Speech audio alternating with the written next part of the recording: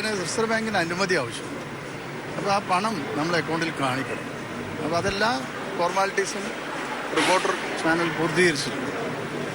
അതിനാവശ്യമായ പണം അവരുടെ അക്കൗണ്ടിൽ നിക്ഷേപിച്ച് അതിൻ്റെ പേപ്പറൊക്കെ അവർ നൽകിയിട്ടുണ്ട്.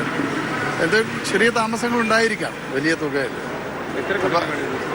ഏകദേശം 175 കോടി രൂപയോളം എതിർ ടീം അടക്കം 2 ദിവസം അവർ താമസമടക്കം ഇവിടെ ലോകത്തെല്ലായിടത്തും ഒരേ റേറ്റാണ്. കേരളത്തിന് പ്രത്യേക റേറ്റല്ല. ഡോളറിൻ്റെ ഒരു വിനിമയം അനുസരിച്ചുള്ള തുകയാകുമ്പോൾ നമ്മൾ കേരളത്തിൽ വർദ്ധിപ്പിക്കുന്നു, ഇന്ത്യയിൽ വർദ്ധിക്കുന്നു എന്നുള്ളത് മാത്രമേ ഉള്ളൂ. ഇതിൽ മറ്റൊരു ആശങ്കയും ഇതേവരെ എന്നെ അവരെ അറിയിച്ചിട്ടില്ല. സ്പോൺസർമാർ അർജന്റീനയുടെ ഭാഗത്തും ഇത്തരത്തിൽ വരില്ല എന്നുള്ളൊരു അറിയിപ്പും ഉണ്ടായിട്ടില്ല.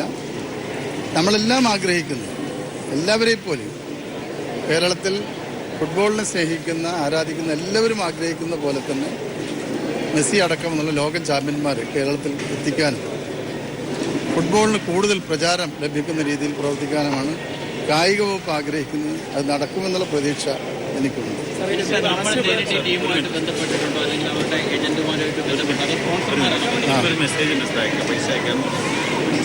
അതെന്താ പറഞ്ഞു? നോക്കൂ, ഇതിൻ്റെ ഏറ്റവും പ്രധാനപ്പെട്ടൊരു കാര്യം ഇത് ഫോറിൻ അഫയേഴ്സുമായി ബന്ധപ്പെട്ട കാര്യങ്ങളാണ്.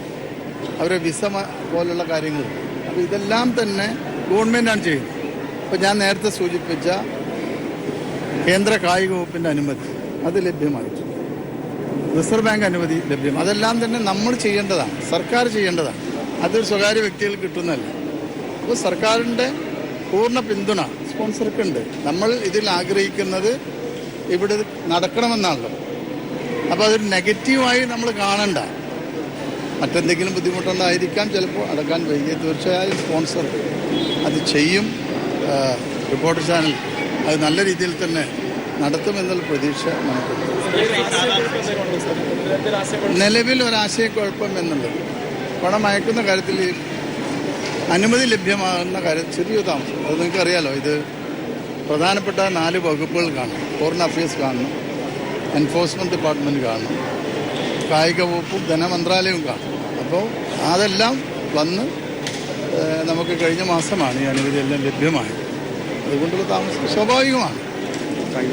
ഞാനിപ്പോഴും പൂർണ്ണമായി വിശ്വസിക്കുന്നത് ഇത് യാഥാർത്ഥ്യമാവും. മറ്റുള്ള പ്രശ്നങ്ങളൊന്നും നോക്കൂ. നമ്മളെ കയ്യിൽ ഇതുമായി ബന്ധപ്പെട്ട കോൺട്രാക്ട് ചെയ്ത് സ്പോൺസർ തന്നെ ഈ റിപ്പോർട്ടർ ബ്രോഡ്കാസ്റ്റിംഗ് കോർപ്പറേഷൻ തന്നെ അർജന്റീനയുമായി കരാറൊപ്പിട്ടിട്ടുണ്ട്. അത് സർക്കാരല്ല, സർക്കാർ അതിന് ഗ്യാരണ്ടി മാത്രം. അപ്പോൾ സർക്കാരിൻ്റെ ഗ്യാരണ്ടിയിൽ അർജന്റീന ഗവൺമെൻറ് അല്ലെങ്കിൽ ഫുട്ബോൾ അസോസിയേഷൻ ഈ റിപ്പോർട്ടറുമായി കരാറൊപ്പിട്ടിട്ടുണ്ട്. കരാർ നിലനിൽക്കുകയാണ്. അപ്പോൾ ഈ കരാർ നിലനിൽക്കുന്നിടത്തോളം അത്തരത്തിലൊരു ആശങ്കയും വകയില്ല. നമ്മൾ ആഗ്രഹിക്കേണ്ടത് നല്ലതായി ചോദിച്ചാൽ നല്ലത് ചിന്തിക്കുക. വിമർശനങ്ങൾ ഉണ്ടായിരിക്കാം. സർക്കാരിൻ്റെ കയ്യിൽ പണം ഉണ്ടെങ്കിൽ നമ്മൾ ഈ വിമർശനത്തിനൊന്നും കാത്തു നിൽക്കില്ല. നമ്മളത് ഉപയോഗിച്ച് കൊണ്ടുവരും. അപ്പോൾ അത് അത്ര കണ്ടാൽ മതി. ആ കാര്യത്തിൽ മറ്റൊന്നും നമ്മളതിൽ കാണേണ്ട ആവശ്യം.